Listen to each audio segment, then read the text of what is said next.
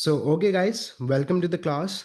Last class हमारी जो थी बिजनेस स्टडीज ओ लेवल्स की, इसके अंदर we are done with the business sectors. Sir हम कौन से चैप्टर पे हैं? हम यहाँ पे चैप्टर नंबर 2 है हमारे पास, अंडरस्टैंडिंग द बिजनेस एक्टिविटी। और इसका हमारे पास जो चैप्टर 1 है, we are done with the chapter 1। Now we have started yesterday we have started chapter 2, classification of the business, in which we are done with the private and public sector. तो हमारे पास ये private and public sector वाला जो chapter था वो complete हो चुका है। तो now we are heading towards the another chapter that is known as the types of business activity. अब ये जो हमारे पास primary secondary different types of business activities हैं, बेसिकली ये आपने चीज़ आपके पास ओ लेवल्स पाक स्टडीज़ के अंदर भी आप लोगों ने पढ़ी होगी। तो if you have studied O levels Pakistan studies, so in geography you have studied के what are the different types of business activities, primary secondary tertiary. वो चीज़ आपने ओ लेवल्स पार्क स्टडीज़ के अंदर तो पढ़ी है, and I know that you have the concept and you know कि व्हाट डज इट मीन। लेकिन हमारे पास ये जो चैप्टर है, classification of the business, primary secondary tertiary, ये हमारे पास बिजनेस स्टडीज़ के अंदर है। तो इट्स स्लाइटली डिफरेंट। डिफरेंट का मतलब ऐसा नहीं है कि कॉन्सेप्ट ही दूसरा होगा। प्राइमरी का मतलब ज्योग्राफी में डिफरेंट है, बिजनेस में डिफरेंट है, नहीं, मतलब सेम होगा, लेकिन it is related to the business. तो कुछ एडिशनल चीज़ें होंगी, कुछ एडिशनल टॉपिक्स होंगे that you are going to learn. मज़ा आएगा। पढ़ते हैं, आज यहाँ स्टार्ट करते हैं। अब हमारे पास यहाँ पे सबसे पहली चीज़ तो ये है कि हमारे पास बिजनेस एक्टिविटी क्या होती है, what is the main purpose. एक इंडिविजुअल बंदा बिजनेस करता क्यों है? वो बिजनेस इसके लिए करता है ताकि वो रेवेन्यू जनरेट कर सके, प्रॉफिट अर्न कर सके, लोगों की नीड्स एंड वांट्स को डिफरेंट गुड्स एंड सर्विसेज से सेटिस्फाई कर सके, जो हमने फर्स्ट क्लास के अंदर पढ़ा था। अब यहाँ पे हमारे पास जो चीज़ है that is known as types of business activity.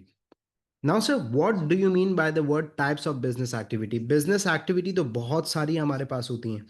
आ जाएं कुछ एग्जांपल्स लेते हैं। हम यहाँ पे 3 एग्जांपल्स लेंगे इन ऑर्डर टू अंडरस्टैंड। और हमारे पास eventually types of business activities भी 3 ही हैं। आ जाए पाकिस्तान की इकोनॉमी को ज़रा देखते हैं और पाकिस्तान की इकोनॉमी को ज़रा समझते हैं।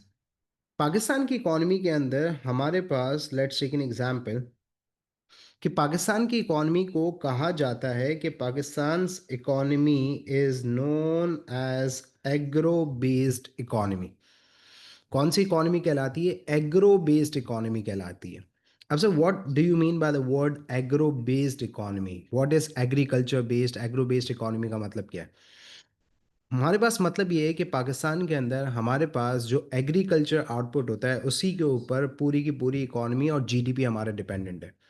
हम इतना एग्रीकल्चर और फार्मिंग करते हैं जिससे हमारा आउटपुट आता है वो लोकली भी कंज्यूम होता है, सरप्लस हम एक्सपोर्ट करते हैं। And we have an example of mangoes, कि पाकिस्तान के अंदर जो फार्मिंग होती है मैंगोज से, उससे हमारे पास जो आउटपुट आता है वो लोकली भी कंज्यूम होता है, और जो सरप्लस होता है वो हम क्या कर देते हैं? एक्सपोर्ट कर देते हैं। इसी तरीके से हमारे पास बांग्लादेश की इकोनॉमी है।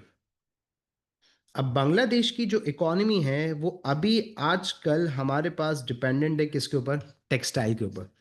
एंड यू वोंट बिलीव कि हमारे पास बांग्लादेश के अंदर जो टेक्सटाइल का गेम है वो इतना स्ट्रांग हो चुका है कि last year they made an export of $9 billion. और मैंने देखा टर्की के अंदर भी कि जितने बड़े बड़े अमेरिकन ब्रांड्स हैं, जितने भी बड़े बड़े यूरोपियन ब्रांड्स हैं, बांग्लादेश उनके लिए मैन्युफैक्चरिंग कर रहा है, क्लोथ मैन्युफैक्चरिंग के अंदर इन्वॉल्व है। तो बांग्लादेश की जो इकोनॉमी है वो टेक्सटाइल बेस्ड है, क्लोथिंग मैन्युफैक्चरिंग के रिलेटेड है, सेकेंडरी एक्टिविटी के अंदर इन्वॉल्व है। इसी तरीके से आपके पास यूएस की इकोनॉमी को देखो। तो यूएस की इकोनॉमी जो है वो लीन टूवर्ड्स है टेक बेस्ड, टेक्नोलॉजी।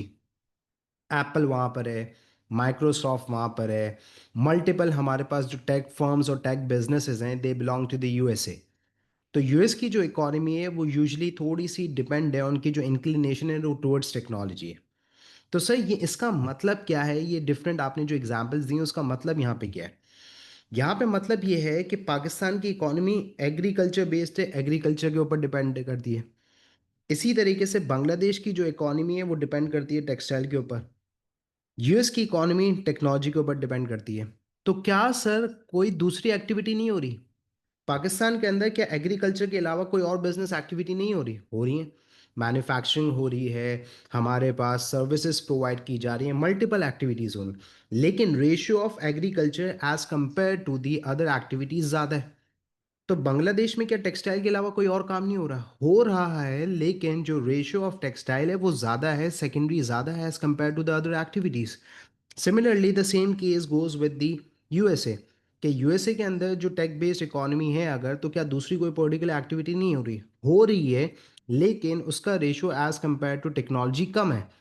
याद रखिएगा कि चाहे कोई भी पर्टिकुलर इकोनॉमी या कंट्री हो, आपके पास तीन डिफरेंट टाइप की बिजनेस एक्टिविटीज होंगी। Number one is known as primary. अब सर प्राइमरी बिजनेस एक्टिविटी का मतलब क्या है? What do you mean by the word primary business activity? Primary business activity का मतलब है हमारे पास कि it is known as the basic activity, या फिर आप कह सकते हो कि ये वो सारे बिजनेसेस होते हैं जो कि इन्वॉल्व होते हैं in the extraction of natural resources. Now sir extraction of natural resources का मतलब क्या है? What do you mean by the word extraction of natural resources? Basic activity और एक्सट्रैक्शन ऑफ नेचुरल रिसोर्सेज का मतलब हमारे पास ये है कि आपके पास एग्जाम्पल है फार्मिंग की। Farming is a particular activity, basic. इसी तरीके से आपके पास है फिशिंग, इसी तरीके से आपके पास है oil drilling and coal mining, and the list goes on. बहुत सारी एक्टिविटीज़ हैं जो कि प्राइमरी की कैटेगरी में। तो एक ऐसा पर्टिकुलर बिजनेस जो एक्सट्रैक्शन ऑफ नेचुरल रिसोर्सेज के अंदर इन्वॉल्व हो या बेसिक एक्टिविटी के अंदर इन्वॉल्व हो, तो आप उसे क्लासिफाई करते हैं कि they are known as the primary business activity. ये वो पर्टिकुलर एक्टिविटी है जिसके अंदर बिजनेसेस ये सारे के सारे इन्वॉल्व होते हैं। Farming, fishing, oil drilling, coal mining. Is it clear? अब देखिए हमारे पास कि लॉजिकली अगर देखा जाए तो हमारे पास प्राइमरी एक्टिविटी का जो आउटपुट होता है, मतलब फॉर एग्जाम्पल एक बिजनेस है वो फॉरेस्ट्री के अंदर इन्वॉल्व है, डिफॉरेस्टेशन के अंदर इन्वॉल्व है, and they are actually involve in the forestry, और उससे उनके पास आ रहा है वुड आउटपुट। तो फॉरेस्ट्री क्या है? प्राइमरी एक्टिविटी है, यस। उससे आउटपुट क्या आ रहा है? उससे आउटपुट आ रहा है wood. Now this particular wood is known as the output of the primary activity, और ये जो आउटपुट है ये इनपुट बन जाएगा किसका? Secondary sector of an economy. सब मतलब फॉरेस्ट्री गई, फॉरेस्ट्री की आउटपुट आया हमारे पास वुड। अब यहाँ पे this particular wood will be use by the manufacturers to make the furniture, will be used by the paper making companies or the paper manufacturer। तो जो प्राइमरी का आउटपुट होता है वो बेसिकली हमारे पास इनपुट बन जाता है, या फिर इसे और आसान कर लें कि वो इसे यूज़ करते हैं एज अ रॉ मटेरियल और इसे कन्वर्ट कर देते हैं इनटू फिनिश गुड। तो फॉरेस्ट्री से हमारे पास आउटपुट आया wood. Now this particular wood be use by the wooden furniture manufacturers, paper companies to make the paper, and this is how it is done. तो primary का output is going to become the input of the secondary sector. So we are done with the primary business activity. Now the second type of business activity is known as secondary. अब sir what is secondary business activity? Secondary क्या है? Secondary के related हमारे पास multiple words हैं जो कि आप use कर सकते हो। तो we are working on the, उसके अंदर भी हम काम कर रहे हैं ना, हम वोकेबलरी के ऊपर भी काम कर रहे हैं, and we are working for the business terminologies. तो हम एक एरिया पे नहीं, just we are developing the concept, साथ साथ दूसरी चीज़ें भी चलनी। तो जो सेकेंडरी बिजनेस एक्टिविटी है बेसिकली वो किसके ऊपर डिपेंड करती है? वो क्या क्या करती है? आप कह सकते हैं प्रोडक्शन, नंबर वन। आप कह सकते हैं मैन्युफैक्चरिंग, आप कह सकते हैं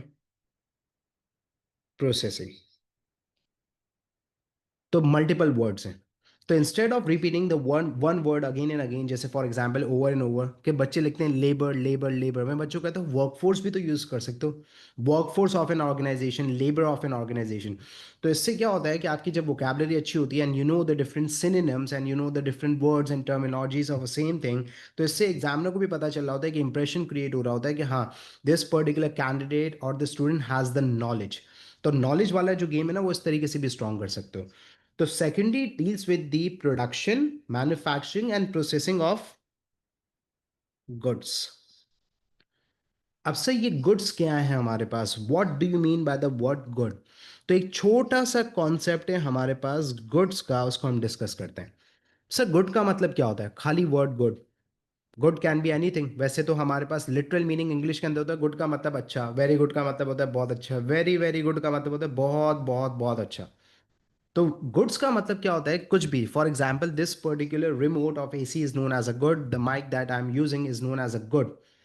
तो गुड की क्लासिफिकेशन क्या है हमारे पास, कि goods are categorise into two different categories. हम इसको स्लोली समझते हैं। गुड्स की कैटेगरीज हैं दो हमारे पास।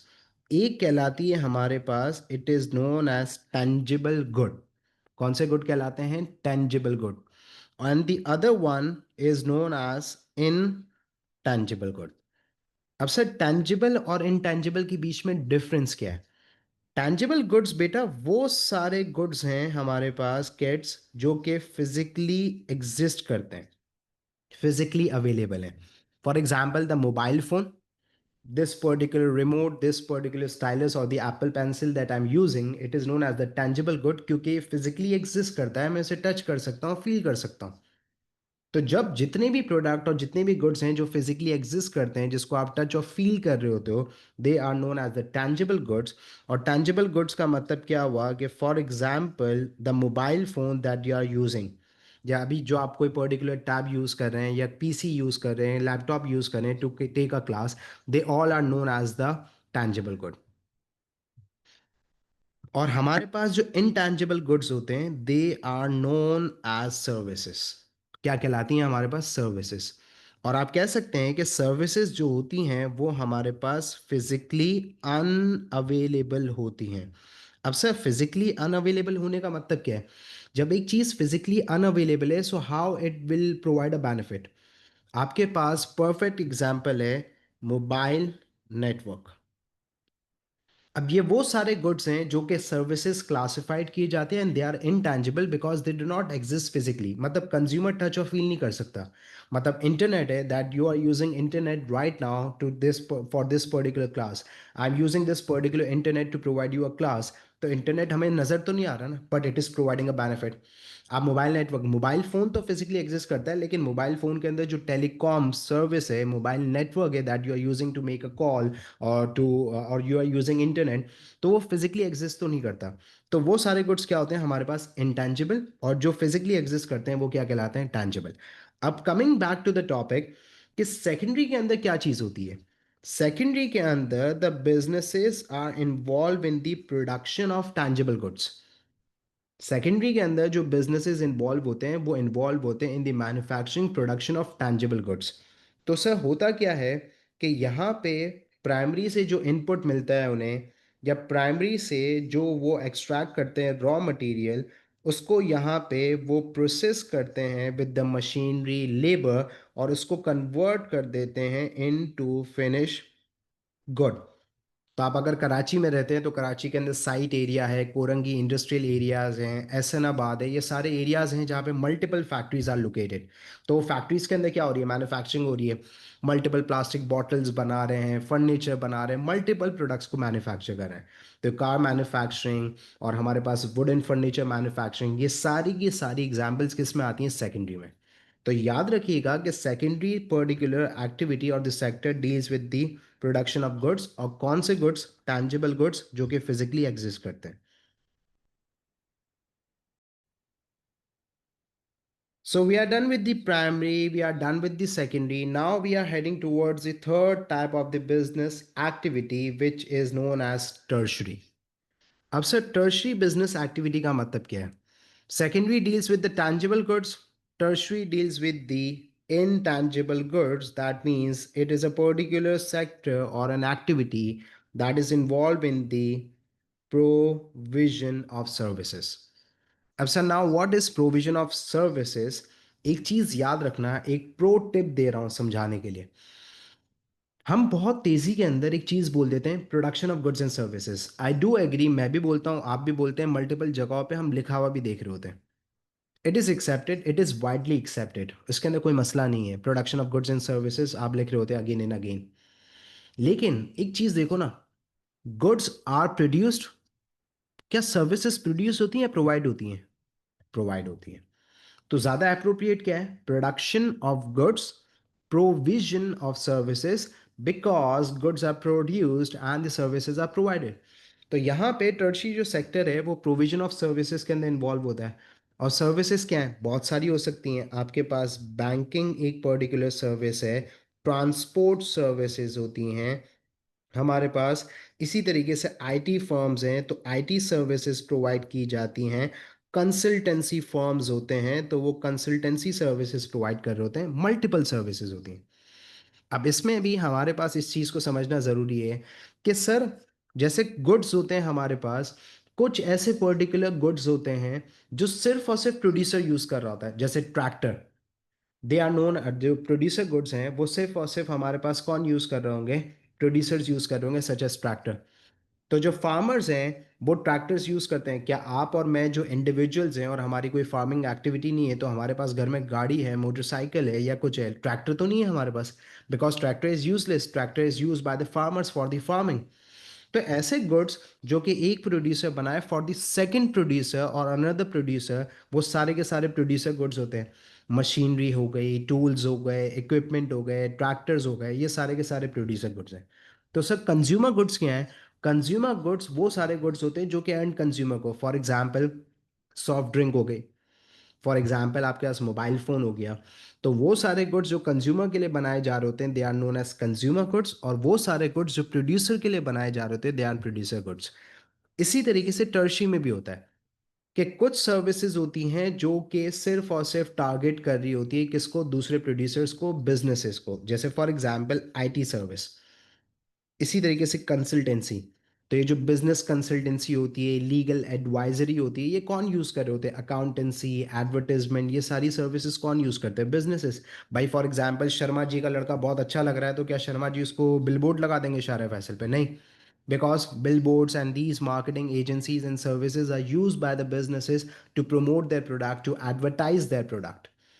तो इसी तरीके से कुछ सर्विसेज होती हैं जो सिर्फ प्रोड्यूसर यूज़ कर रहे होते हैं, और कुछ सर्विसेज होती हैं जो कि फॉर एग्जांपल इंडिविजुअल्स यूज़ कर रहे होते हैं, consumer, hair dresser, doctor, school.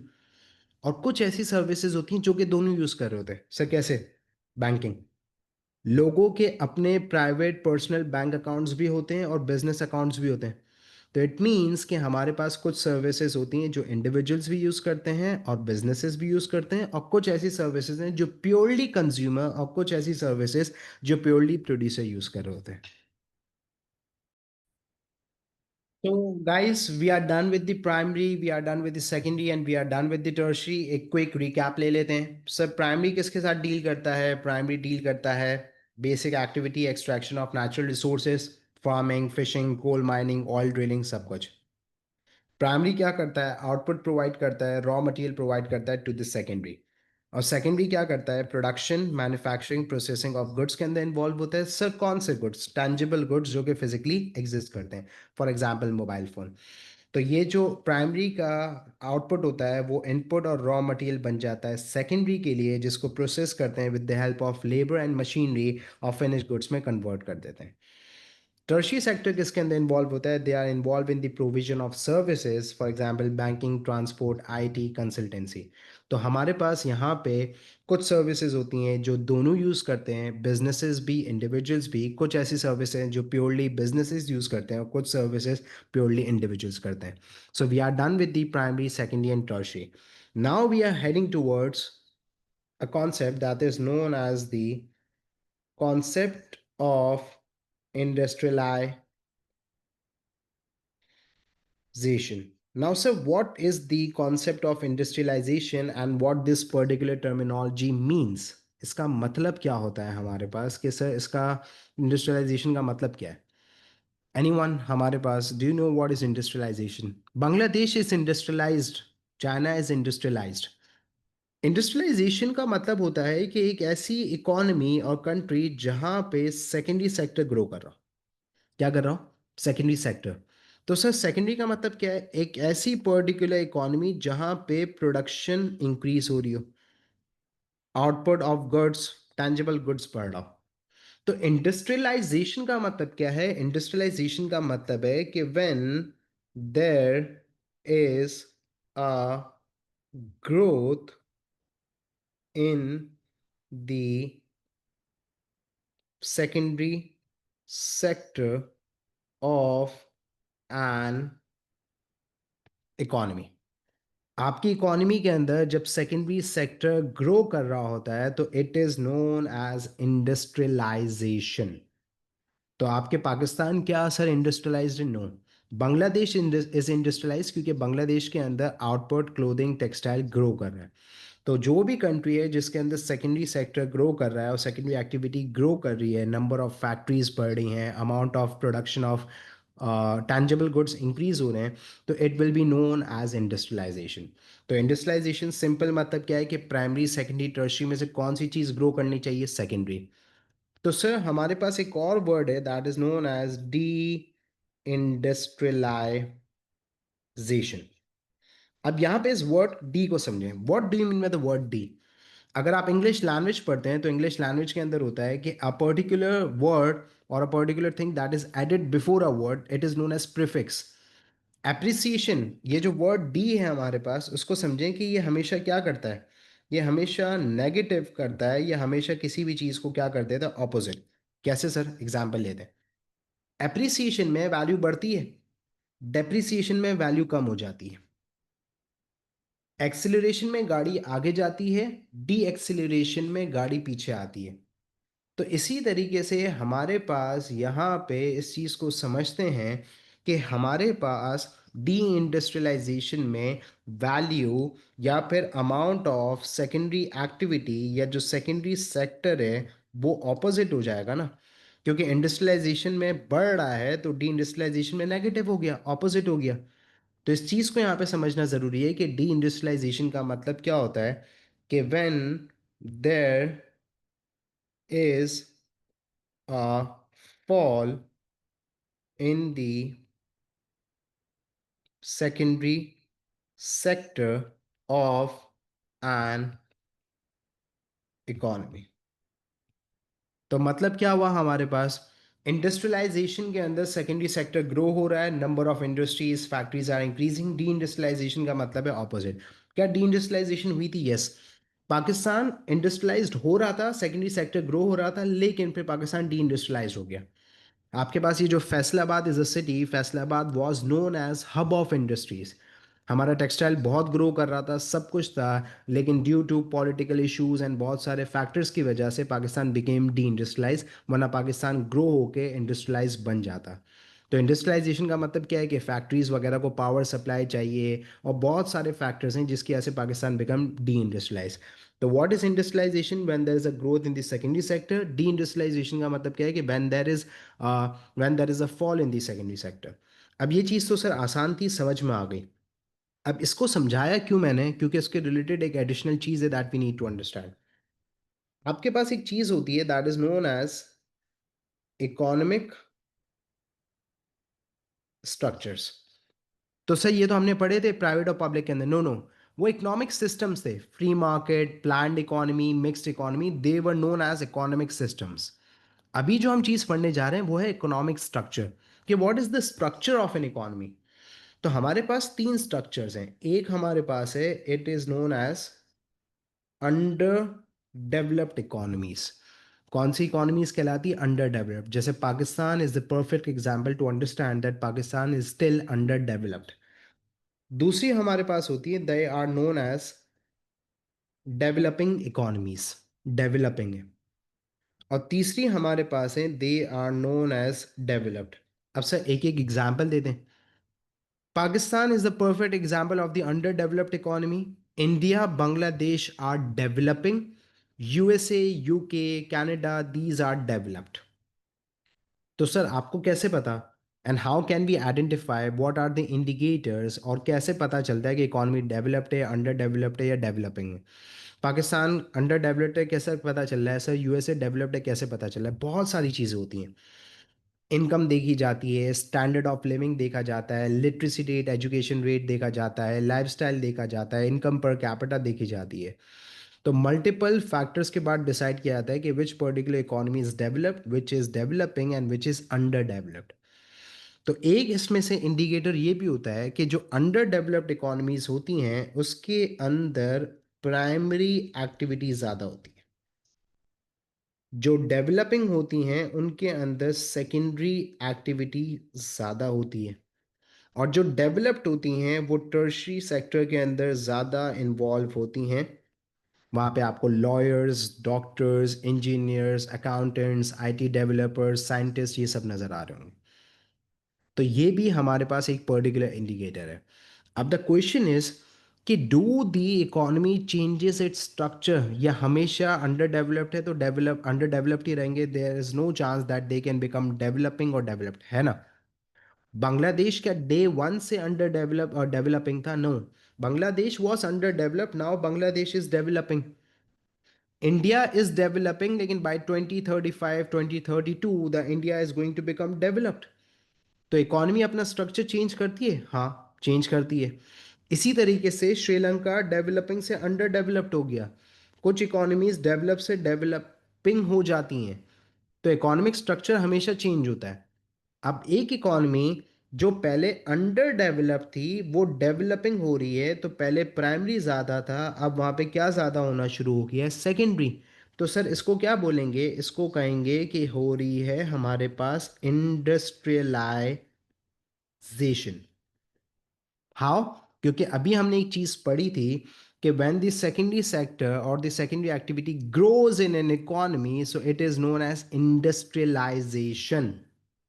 तो यहाँ पे सेकेंडरी सेक्टर तो ग्रो कर रहा है कि पहले प्राइमरी थी, अब सेकेंडरी, फैक्ट्रीज बढ़ रही हैं, इंडस्ट्रीज बढ़ी, इंडस्ट्रियलाइजेशन। लेकिन अगर यहाँ पे डेवलपिंग था और अब अंडर डेवलप्ड हो जाता है, तो सेकेंडरी से प्राइमरी बढ़ेगा, तो सर ये क्या कहलाएगा?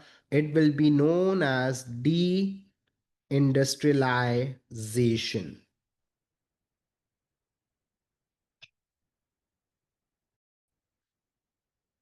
तो सर ये चीज़ तो समझ में आ गई कि इकोनॉमी डेवलपिंग से अंडर डेवलप हो रही है, तो इंडस्ट्रियलाइजेशन से de industrialization is taking place. लेकिन व्हाट इफ एक इकोनॉमी डेवलपिंग थी, वो डेवलप्ड हो गई, तो सेकेंडरी से टर्शरी। अब यहाँ पे बच्चा थोड़ा सा कंफ्यूज हो जाता है।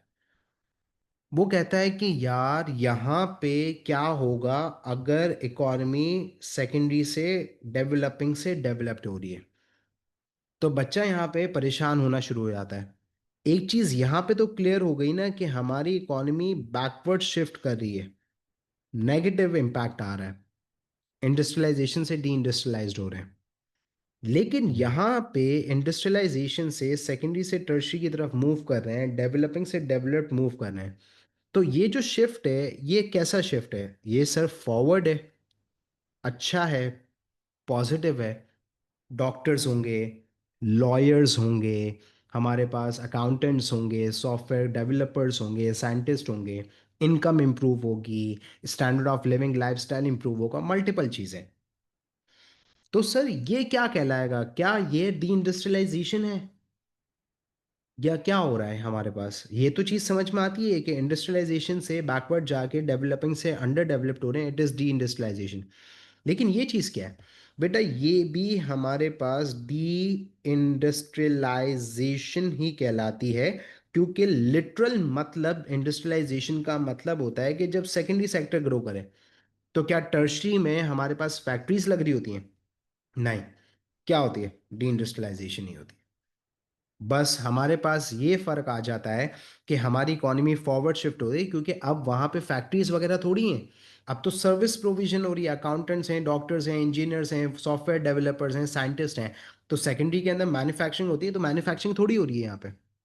समझ आता है? तो it is known as de industrialization as well, ये भी डी इंडस्ट्रियलाइजेशन ही कहलाती है, लेकिन फॉरवर्ड है, पॉजिटिव है, इंप्रूवमेंट है in economy. Now the last thing about this particular topic is which activity is most important? कौन सी एक्टिविटी सबसे ज्यादा इंपॉर्टेंट है? Which particular business activity is the most important? सवाल हमारे पास यहाँ पे ये होता है कि which business activity is most important, का मतलब हमारे पास ये हुआ कि कौन सी एक्टिविटी सबसे ज्यादा इंपॉर्टेंट है। तो सर क्या प्राइमरी इंपॉर्टेंट है, क्या सेकेंडरी इंपॉर्टेंट है, या क्या टर्शियरी इंपॉर्टेंट है? नहीं। बच्चों इस चीज को इस तरीके से समझो कि हमारे पास, कि इसको कहा जाता है कि इट डिपेंड्स। क्योंकि याद है अभी शुरू जब हमने लेक्चर किया था तो हमने कहा था Pakistan economy is agro based, US economy is tech based, Bangladesh economy is manufacturing based. तो पाकिस्तान के लिए एग्रीकल्चर प्राइमरी इंपॉर्टेंट है, मैन्युफैक्चरिंग इंपॉर्टेंट नहीं है।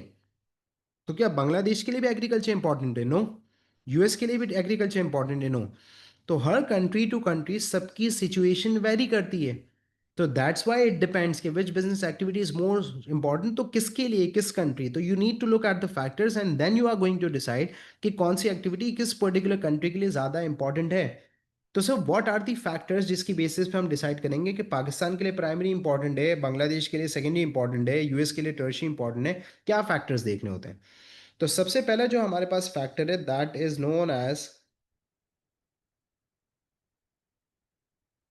Employment rate. Now sir what is employment? Employment का मतलब होता है रोजगार, जॉब अपॉर्चुनिटीज। सबसे ज्यादा लोग कहाँ पे काम कर रहे हैं? प्राइमरी में काम कर रहे हैं, सेकेंडरी में काम कर रहे हैं, टर्शरी में काम कर रहे हैं। अब पाकिस्तान के अंदर जो रूरल एरिया है as compare to urban area वो बड़ा है। तो लोग फार्मिंग, फिशिंग और बेसिक एक्टिविटी और इसके अंदर इन्वॉल्व हैं। तो सबसे ज़्यादा जो एम्प्लॉयमेंट जनरेट हो रही है वो प्राइमरी और उसके related activities, inter related firm से हो रही हैं हमारे पास। तो पाकिस्तान के लिए जो इम्पोर्टेंट है वो प्राइमरी है, क्योंकि वहाँ पे सबसे ज़्यादा जॉब अपॉर्चुनिटीज़ और एम्प्लॉयमेंट है। Number two, contribution in GDP और यू कैन से आउटपुट।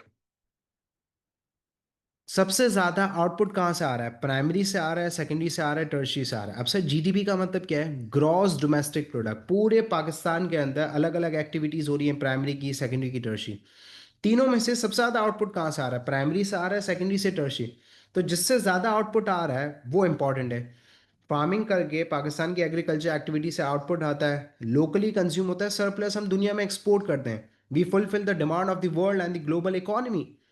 तो इसकी वजह से पाकिस्तान के लिए क्या इंपॉर्टेंट है? एग्रीकल्चर। अगर पाकिस्तान की एग्रीकल्चर नहीं होगी तो हम कैसे एक्सपोर्ट करेंगे, हम कैसे डिमांड को सेटिस्फाई करेंगे? तो कौन सी इंपॉर्टेंट हुई? प्राइमरी। बांग्लादेश एक्सपोर्ट कर रहा है क्लोथ्स, क्लोथिंग, टेक्सटाइल के अंदर इन्वॉल्व है, तो बांग्लादेश के लिए इंपॉर्टेंट क्या हुई? Secondary. Third, taxes, revenue for government. अब बीइंग अ गवर्नमेंट मेरे लिए क्या इंपॉर्टेंट है? टैक्सेस, कहाँ टैक्सेस आने चाहिए ताकि इकोनॉमी रन कर सके, बजट बन सके। तो अब गवर्नमेंट क्या देखेगी? गवर्नमेंट देखेगी कि यार टैक्सेस कहाँ से आ रहे हैं, प्राइमरी से आ रहे हैं, सेकेंडरी से आ रहे हैं, टर्शरी से आ रहे हैं। जहाँ से ज़्यादा टैक्सेस की रेवेन्यू जनरेशन होगी तो that particular sector is important for the government, so that they can make the budget, they can involve in this spending and they can continue the operations of the economy. तो taxes देखे आते हैं कि कहाँ से ज़्यादा आ रहे हैं, और लॉजिकल बात है जहाँ पे लोग ज़्यादा एम्प्लॉयड होंगे, जहाँ पे आउटपुट और प्रोडक्शन ज़्यादा होगी, एक्टिविटी ज़्यादा होगी, वहीं से टैक्सेस भी आ रहे होंगे ना। और लास्ट वन है हमारे पास that is known as availability of resources. अब इस चीज़ को देखना से अवेलेबिलिटी ऑफ रिसोर्सेज का मतलब क्या है हमारे पास? What is the concept of availability of resources? देखो रिसोर्सेज की अवेलेबिलिटी, पाकिस्तान के अंदर फार्मिंग क्यों हो रही है?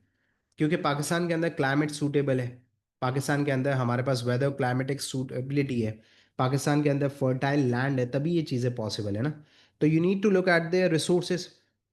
अब सर रिसोर्सेज, चाइना के अंदर पॉपुलेशन ज़्यादा है, वर्कफोर्स ज़्यादा है, मैन्युफैक्चरिंग, बांग्लादेश के अंदर वर्कफोर्स ज़्यादा है, मैन्युफैक्चरिंग। तो you need to look at the resource. अब यूएस के अंदर लोग स्किल ज़्यादा है, पढ़े लिखे हैं, एजुकेशन लिटरेसी रेट ज़्यादा है, तो वो स्किल बेस्ड काम कर रहे हैं, टेक्नोलॉजी सर्विसेज प्रोवाइड कर रहे हैं। तो you need to look at the resources. तो सर क्या हमारे पास ये इंपॉर्टेंस चेंज होती है प्राइमरी की सेकेंडरी से, सेकेंडरी से टर्शरी से? हाँ होती है। क्योंकि इकोनॉमी जब अंडर डेवलप थी तो इंपॉर्टेंट थी प्राइमरी, अब इकोनॉमी इज डेवलपिंग तो इंपॉर्टेंट क्या है? सेकेंडरी। अब इकोनॉमी डेवलप्ड है तो अब इंपॉर्टेंट क्या है? Tertiary.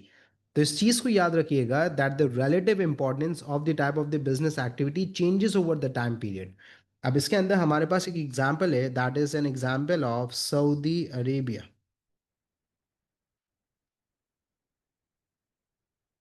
Oil to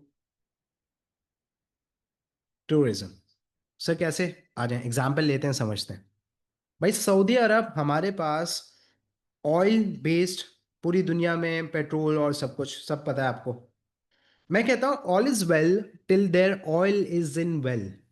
all is well till there oil is in well. जब तक हमारे पास कुओं में तेल है तब तक सब कुछ सही है। लेकिन अगर गौर से देखो तो तेल हमारे पास क्या पूरी जिंदगी भर रहेगा? ना, it's a finite resource, it's a natural resource. एक पॉइंट पे आके खत्म हो जाएगा, डिप्लीशन विल टेक प्लेस। तो जब हमारे पास ये चीज खत्म हो जाएगी, we are going to run out, तो फिर क्या होगा? फिर हमारी डिमांड नहीं होगी, फिर हम कैसे चलेंगे? तो यहाँ पे सऊदी अरब ने कहा कि भाई एक तो ये कि ख़त्म हो जाएगा। दूसरा, गौर से सुनो, दुनिया के अंदर एक शिफ्ट आ रहा है, लोग सोलर और इलेक्ट्रिक की तरफ स्विच कर रहे हैं। Now we have EVs, electric vehicles, BYD, Tesla and all. तो पेट्रोल तो नहीं है, इलेक्ट्रिक व्हीकल्स हैं। और ऊपर से सोलर पार्क्स और सोलर एनर्जी की तरफ जा रहे हैं लोग। तो जब ये शिफ्ट आएगा तो automatically demand for petrol and oil क्या हो जाएगी? कम।